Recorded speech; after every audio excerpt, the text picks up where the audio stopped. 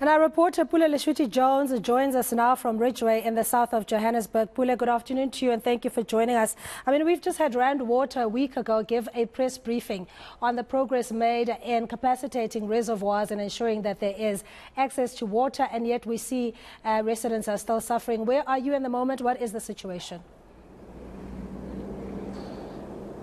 Yeah, definitely. I'm in Ridgeway right now, and as we are in the spring season, we expect more residents, of course, to demand more water as well and want more water as well.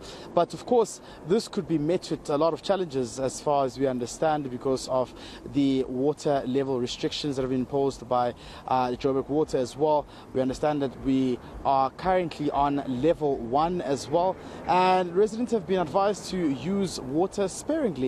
In other communities, though, residents haven't had water for about 18 days.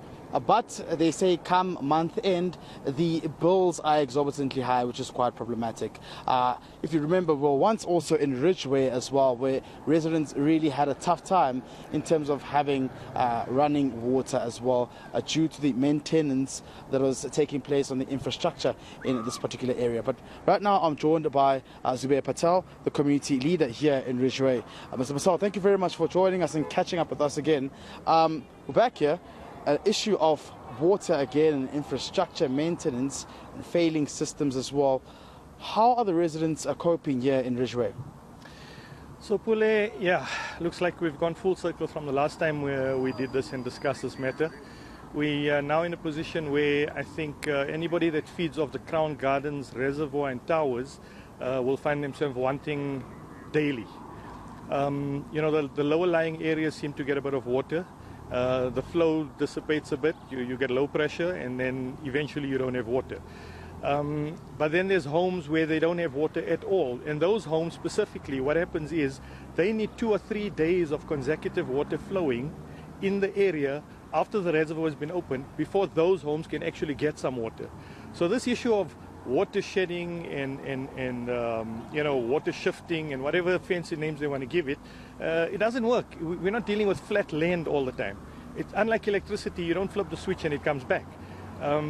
These guys are basically never going to have water if they keep shutting the water every night. So valves are closed and valves are opened, but it's not 2 or 3 days of consecutive flow for all the rest of the houses to get. You know, we're living in an area where it's not just your regular homes. You have a lot of townhouse complexes.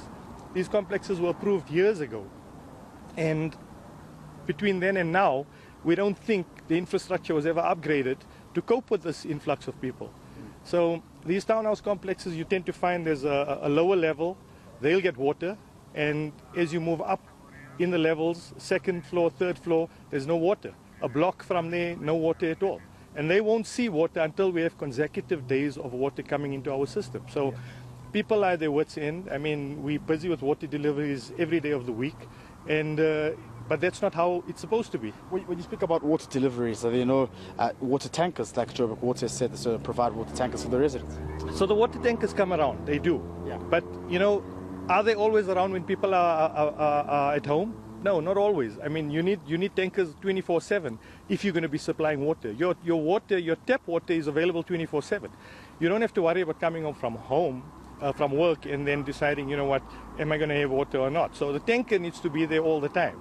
So we got to plug the gaps all the time. I mean, privately, individuals within the community, we just step in and we take the bottled waters. We have our own little trailers with tanks at the back, and we distribute water in that way. But you know, that's makeshift. That's not the way to do it.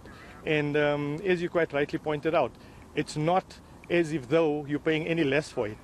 How is it that we are paying the same amount for water, if not more, when you haven't had water for 2 weeks? Okay. How is that even possible? But Mr. Patel, thank you very much. We'll continue to speak to you there, of course. That's the community leader here in Ridgeway, chatting to us around, of course, the water issues in this particular community. We were here about a few months ago where this community was experiencing a lot of water outages as well. But it seems as though these kind of problems continue to persist in these communities.